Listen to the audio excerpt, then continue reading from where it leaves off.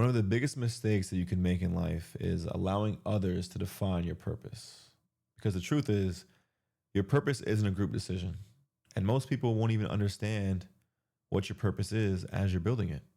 They only understand it once it works. And really, that's because validation is a trap. Whether it's your friends, family, peers, they usually mean well. I mean, there are some people that are out here just hating on everything. But everyone's opinions can quietly become a cage. And then you end up needing approval before you even move. And the more that you chase validation, the more you shrink your dream into something that's acceptable by society. But I'm here to tell you that purpose doesn't require permission. Purpose comes before the proof. It usually shows up before you can even explain it. It's a pull. It's a knowing, something internal. It's a dream, an aspiration. It's a 3 a.m. thought as I record this video.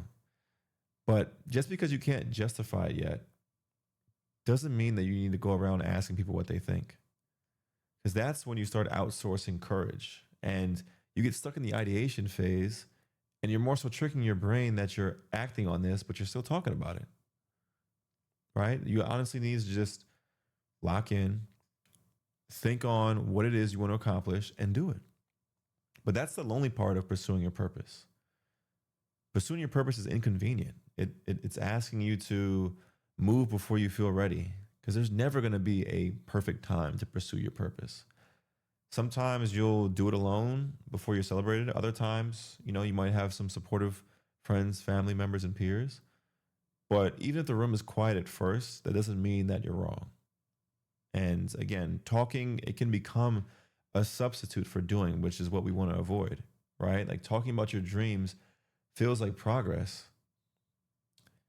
If you're not jotting these ideas down, reflecting, planning your weeks, you're relying on a dopamine rush of announcing your goals.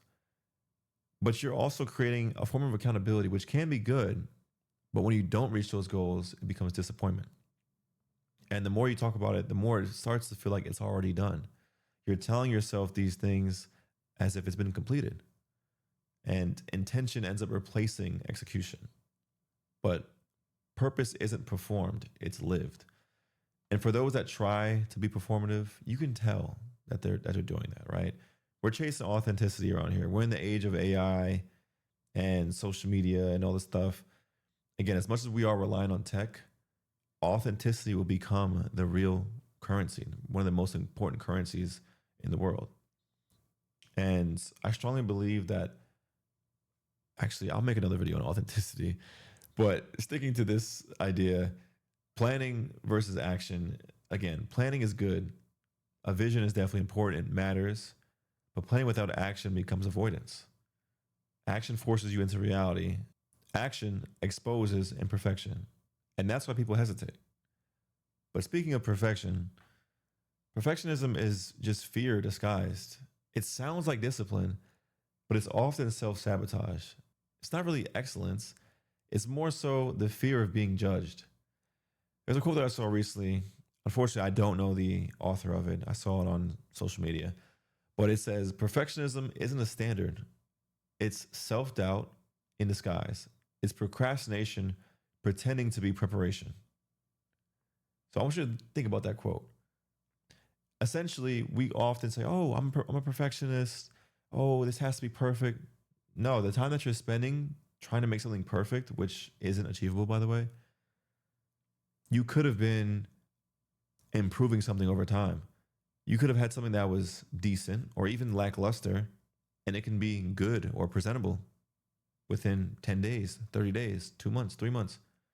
And you're worried about outside opinion for not being perfect, right? You don't need to have everything in order for you to pursue your purpose or for you to start a business or for you to post on social media, right?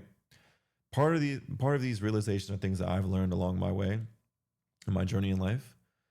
And it's often goes back to the not yet lie that I kept telling myself, because perfectionism keeps saying, oh, not yet. It's not ready. It's not ready. It's not enough, right? But again, your purpose doesn't wait to be perfect. It waits for movement. And once you receive that calling, if you don't act on it, I firmly believe that it just becomes completed by the next person. I think that ideas are unique, but there are ideas that are very similar. And if you don't act on it, you'll see someone else create something that you thought you could have done or you thought would have been better if you did it. But the difference between you and that person is that they did it. Whatever idea you had, they did it. They brought it to life. It's not stuck in their brain, right? And that readiness, it only comes after starting. Confidence isn't something that you wait for, it's something that you build by doing. And that is when, other people will see the motions that you're doing, or they'll see the readiness as that result, right? It shouldn't be a prerequisite because clarity comes through action. And again, the primary takeaway from this video is stop explaining yourself, stop auditioning for approval, stop waiting for permission to pursue your purpose.